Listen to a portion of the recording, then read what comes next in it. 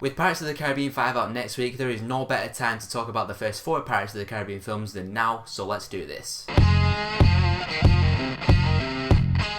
Kicking it off, of course, with Pirates of the Caribbean, The Curse of the Black Pearl. Now, there's nothing really amazingly special about this film. I mean, it's a film based on a theme park ride, so it was never really going to be anything special. My thoughts on this film are actually extremely simple because it's a very simple premise, but the execution is a lot of fun. Cool characters, good action, a great sense of swashbuckling adventure. If there's one thing I like about all the Pirates of the Caribbean films, it's that sense of swashbuckling adventure, because I love pirate stuff, I love pirate adventures, and I just love that feeling of being on the sea and just, you know, the swashbuckling adventure aspect, which is also propelled by the amazing soundtrack of the Pirates of the Caribbean films.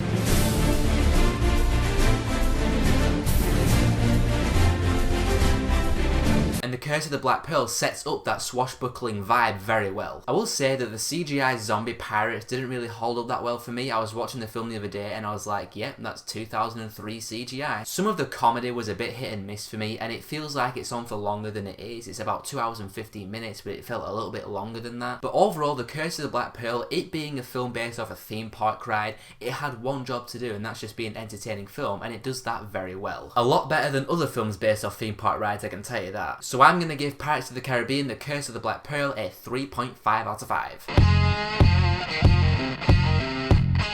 Dead Man's Chest, the second film of the series, and this is where the franchise starts to go downhill for me. In fact, each film for me keeps going down and down and down, and it starts with Dead Man's Chest, obviously. The first half of Dead Man's Chest is the film's weakness for me because the story's going along and it doesn't really flow as well, and it's not as coherent as it was in the first film. This being the second film of the franchise, it's obviously going to have more things going on in the film, but it's just in the first half, it didn't really flow very well. They're cutting back and forth between certain places. You have that part where Jack Sparrow is on the island of those cannibals, and that just seemed very random. And there just wasn't really a lot of fun to be had in the first half. I was watching it and I was like, did I actually like this film before? Does it ever get fun? And thankfully it does, because in the second half the film picks up and it becomes a lot more fun, especially with that big action scene where you have Jack Sparrow, Orlando Bloom, and that other posh guy, I can't remember the guy's name, where they're on that big wheel and they're sword fighting while the wheel's flying down a hill. I mean, that scene is awesome. When I think of Pirates of the Caribbean, that's one of the scenes that I think of. Jack Sparrow is kind of an arsehole in this film. In the first one, he was actually a good guy. When it called for him to do the right thing, he stepped up and he did the right thing. He was just a little bit wacky, like Jack Sparrow is. But in this film, he's still wacky and he's still eccentric, but he gives up Will Turner to Davy Jones to settle his debt, and he's like,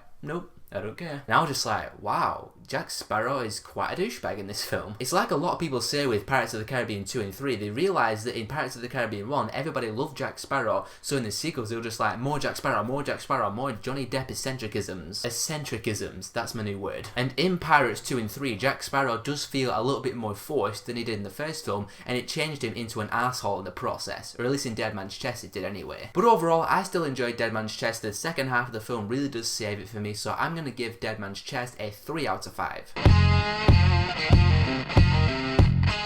Pirates of the Caribbean at World's End. This is the first Pirates of the Caribbean film that I watched in the cinema 10 years ago. Oh my god, 10 years ago. And it was a great cinema experience. The fun swashbuckling adventure action was just awesome to see on the big screen. And after rewatching it for this video and in preparation for Pirates 5, yeah, I was disappointed. I just said that Dead Man's Chest wasn't very coherent in the first half. This film, oh my god, talk about being all over the place. There are so many characters in this film with their own agendas, and there's like, okay, this guy is now working with this guy, oh wait, I'm working with that guy, oh, I'm working with this guy. That happens so many times, at least in the first half of this film. I was just like, what the hell is going on right now? But one thing I do remember about this film from watching it in the cinema 10 years ago, and it's still true now, is that this film is very long. 2 hours and 40 minutes long, in fact, and I'm okay with a film being that long, as long as a film justifies itself for being on for that long. And when you have a film with a plot as convoluted and messy as this one, it becomes a bit of a drag after a while. I don't hate this film though. In fact, the first half an hour and the last half an hour are actually quite awesome. That first half hour where they're going after Jack Sparrow, who's trapped in Davy Jones' locker, and there's that part where the ship goes into the ice cavern and you see that shot with all the stars and they're like sailing through the stars. That shot is amazing. And then you have the last half hour and you have the big epic climax where you have the Flying Dutchman and the Black Pearl fighting each other on that whirlwind, and you also have Jack Sparrow and Davy Jones fighting each other on the mast. It was actually quite epic. I love the last act of At World's End. So both the first and last half hour of this film is what makes me not fully hate At World's End. Other problems I have with it are the forced humour sometimes, especially in that epic climax. There's sometimes where they have some humour, like the two guys that Jack Sparrow encounters in the beginning of The Curse of the Black Pearl, who then start arguing with each other and he slips past them. Why were they there? I have no idea. And another thing that irritated me, going backwards a second, is the part with the Brethren Court where all the pirates are meeting and Elizabeth Swann becomes the king of the Brethren Court. I found that to be incredibly forced. It kind of felt like a quick fix. It was like the writers had no idea how to make all the pirates go to war and be on the same page. So they're just like, oh, I don't know. Oh, Elizabeth Swann becomes the king of the Brethren Court. There you go.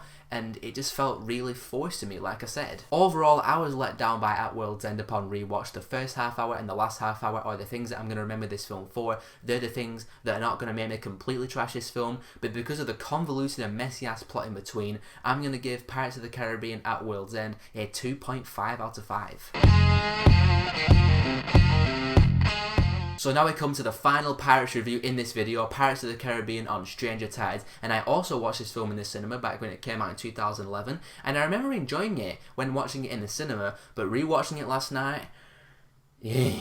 This film isn't awful or anything, there's just nothing really great or memorable about it. I like how Jack Sparrow is less of a douchebag in this film. He's a lot more of a decent human being. He's still wacky and eccentric like Jack Sparrow is, but he doesn't, like, you know, sell his friends off to Davy Jones or just stab people in the back like he did in the other films. And I also like how the plot goes back to a more simplistic route. They gotta find the Fountain of Youth, and there's a couple of characters in there with agendas, but there's not like a million different characters with a million different agendas like the last film. It wasn't a jumbled, convoluted mess, that's what I'm trying to say. But what it comes down to is that the new characters in this film are bland. Blackbeard was not that interesting of a villain. He's dying and he needs to go to the Fountain of Youth to save his own life, and he has his motivation, but you never really feel his motivation. He was not like Davy Jones in the last film, which I forgot to talk about Davy Jones in the last films. I thought Davy Jones was actually a pretty decent villain, because you learn in the third film that he was betrayed by the woman he loved, and you really feel it through Bill Nighy's acting. He was actually a pretty good villain in the last couple of films, I thought. But Blackbeard, he's an evil guy who wants the Fountain of Youth to survive, and, you know, that's it. Speaking of Blackbeard though, I just need to talk about this, because Penelope Cruz tells Jack Sparrow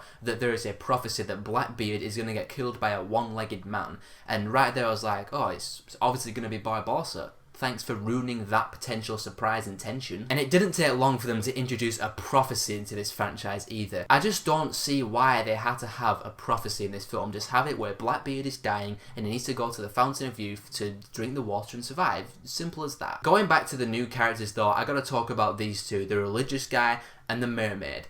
Talk about not giving a crap. Every single time this film cut back to this religious guy and the mermaid having this awful love dialogue, I wanted to rip my face off. I just could not stand any of it. Like I said, the film's not awful or anything, but it's just very generic, it's very safe, it's extremely predictable, the new characters are bland and boring as hell. I was actually quite surprised how bored I was rewatching this film. I was like, oh my god, this film's boring the hell out of me.